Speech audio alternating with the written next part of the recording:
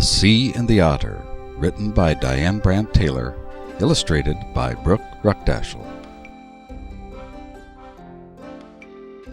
This book is dedicated to the plight of the sea otter.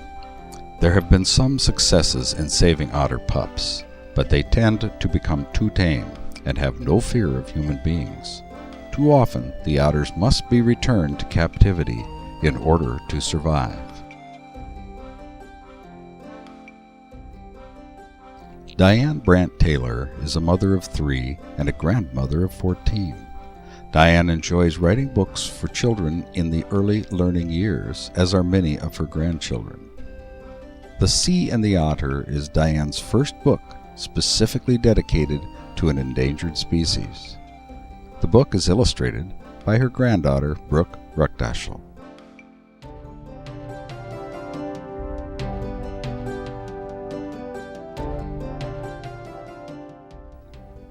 Have you ever seen the playful sea otters?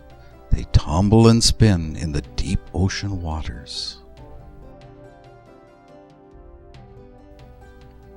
Their faces can be dark or light in color, but it's hard to distinguish one otter from another. Their front paws are small, their ears petite, their whiskers are white, and they have big webbed feet.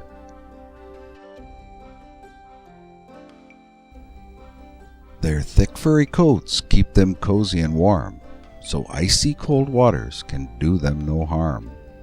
They wrap themselves up at the end of the day in long slender kelp so they won't drift away. They eat all day long, a hefty 8 hours. Thousands of pounds each otter devours.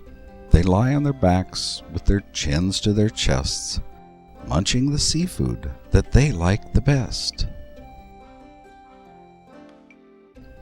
Like crabs and snails and spiny sea urchins, octopus, fish, and oysters for certain.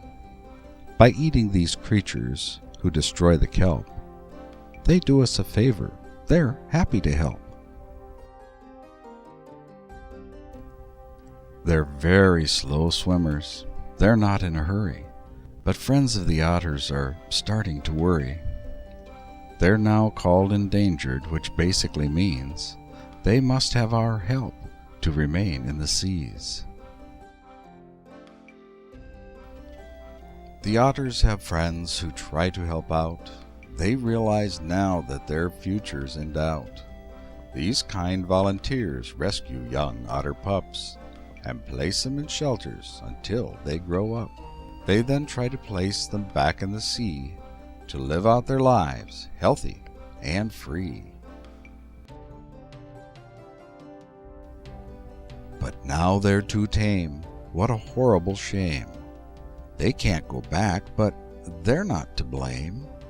By being too tame, a big problem arose. To swimmers and boats, they just get too close.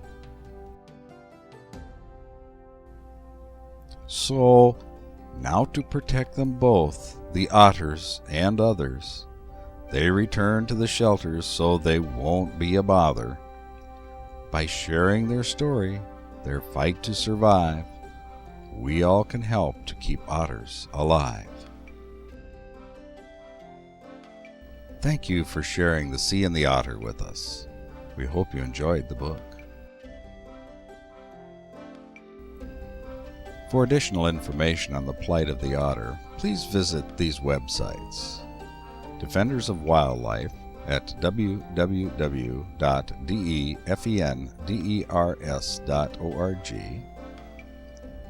Friends of the Sea Otter at www.seaotters.org, and the Animal Welfare Institute at www.awionline.org.